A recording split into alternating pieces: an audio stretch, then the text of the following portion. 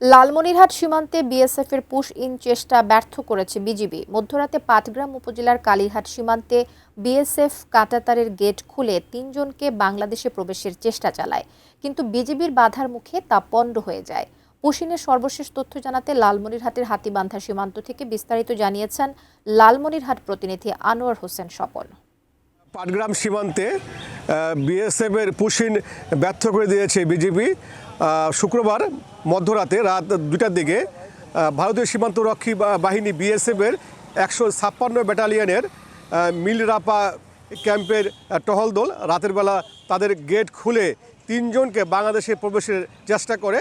এ সময় বিজিবির টহল দল টের পেয়ে তারা প্রতিরোধমূলক ব্যবস্থা গ্রহণ করে, আর এতে করেই বিএসএফের পুশিন চেষ্টা ব্যর্থ হয়ে যায় এবং তারা সীমান্তের লাইট নিভিয়ে ওই 3 জনকে ভারতের অভ্যন্তরে নিয়ে যায় বিএসএফ।